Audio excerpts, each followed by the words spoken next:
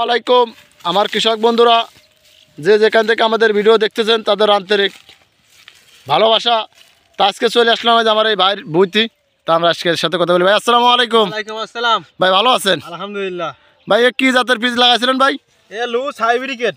Loose? হ্যাঁ ভাই, এ দেখছেন ওইছে, কিন্তু পেঁয়াজ আল্লাহ ভালো হইতেছে, কিন্তু দাম নাই, সরকার দাম দিচ্ছে না।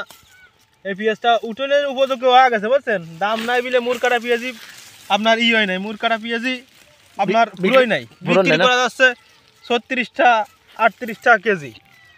এই পেঁয়াজটা উঠোনের উপযুক্ত হয়ে গেছে। আগরকে লাগাইছিলাম যে সরকার কিছু দাম দিবি, আমরা কিছু টাকা পাবো। কৃষক ঋণ নিয়ে ব্যাংকেতে ঋণ নিয়ে চাষবাস করা হয়েছে।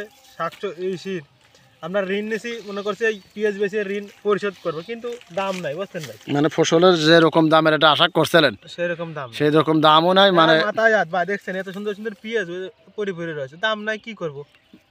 এটার জন্য উঠোচ্ছেন না? ফেলা থইছি। এই জাতের পিস কি ভালো হয়? ভালো হয়। মানে আপনার এনে কটুক বই? এনে হলো 18 শতক। 18 শতক বইতে কয় মন পিস পাতি পারেন? 18 করে 36 মন হবে না। মানে শতাংশ কয় মন? 2 মন করে। শতাংশ 2 মন করে ওনা পাবেন না? হ্যাঁ হ্যাঁ, আশা করতেছি। আশা করতেছি, তাই তো। ওই আগুন দেন যে শতাংশই 2 মন করে কলম পিস দেন। পিস দেন, ওই যে দেন এই পিসের কালারটা দেন। এই যে পিস দেন, ওই দেন পিস। দেখছেন সুন্দর পিস আছে। এই পিসগুলো এই দেন টকটকে কালার। দেখছেন এগুলো কলম বেচা যায়? বেচা যায়, বেচার উপযুক্ত আছে, কিন্তু মুরকাটাই আপনার খাইতেছে না। এটা তো আরো খাবেন না। এগুলো পিসটা পাকতেছে, পাওয়ার তলে থাক। আর সরকার আর বড় হইবে না? হ্যাঁ হ্যাঁ, এটার জন্য আমরা দিয়েছেন, তাই তো? হ্যাঁ ভাই। দেখেন এই যে কৃষকরা কতটা কষ্টই আছে। দেন রোজার মাস। হ্যাঁ, রোজার মাস সামনে, রোজা আসতেছে।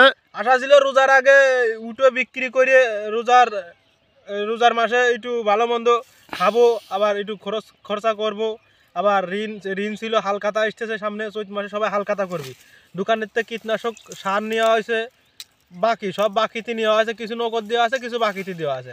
এইগুলো বিক্রি করে মনে করছি দোকানদারে কিছু দেবো, পাওনা টাকা, কিন্তু সরকার তো দাম দিচ্ছে না ভাই। ও দেন অনেক সপ্তাহের দামই বেশি। হ্যাঁ, দেখা যাচ্ছে আপনি যে রোজার মাস আছে যে সপ্তাহের দামই বেশি কলাম, একমাত্র পিসের দামই কম। পিস 2টা পিস দিলেই কলাম রান্না হয়ে যায়। আর সেই পিসের দামই সরকার একদম কমা আনতেছে, আমাদের কৃষকদের মাথায় বাড়ি মারতেছে। আমরা কৃষকরা শেষ। এই বছরে যে বাড়িটা খাচ্ছি, আমরা অনেক কৃষক শেষ হয়ে যাব। এই আগামী বছরে আপনার ধরেন মেলা কৃষক এই পেঁয়াজের চাষ করবি না, মানে দাম থাইলি পারে পেঁয়াজের চাষ করবি না। ও দেন এই যে পিসের যে সুন্দর পিসটা, ভালো বাদর তো ভাই, ভালো বাদর তো পিসটা দেন, কি সুন্দর পিস। এই পিসগুলো কলাম হাটে নেওয়ার মতন হয়েছে, বিক্রি করা যায়। তারপরে কলাম বিক্রি কোন জায়গাতে বাইসে উঠেছি না। দেখছেন কত সুন্দর পিস হয়েছে, ঠিক এইগুলো বিক্রি করার পারতেছে না, বিক্রি করতে পারতেছে। এই রোজার মাসে সপ্তাহের দামই বেশি ভাই।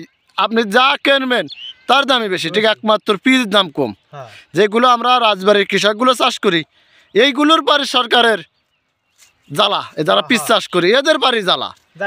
যারা বিড়ি বিক্রি করতে তারা কোটিপতি আছে, আর যারা কৃষক দিন রাত খাইতে হালাল ভাবে ইনকাম করবার যাচ্ছে, কিন্তু তাদের মূল্য দিচ্ছে না। না এদিক যারা গাঁজা বিড়ি ওগুলো বেচতেছে, এদের টাকা পয়সার অভাব আসছে না। আর আমরা কৃষকরা খাইতে এই পিস চাষ করতেছি একটু ন্যায্য মূল্যে দাম পাওয়ার জন্যই, তাও পাচ্ছি না। তা ভাই, তা আপনার ভালো থাকেন। আর আমার পরের ভিডিওয় আবার দেখা করবো আমার ভাইয়ের সাথে।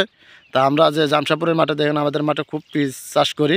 আর আমার কৃষক বন্ধুরা যে যেখান থেকে আমার ভিডিও দেখতেছেন সবাই বেশি বেশি করে দেখবেন। আর আমি কলম কৃষি মাধ্যমে ভিডিও দেওয়ার জন্য চেষ্টা করব কীভাবে বেশি ফলন যায়। তা সবাই ভালো থেকো। আসসালামু আলাইকুম।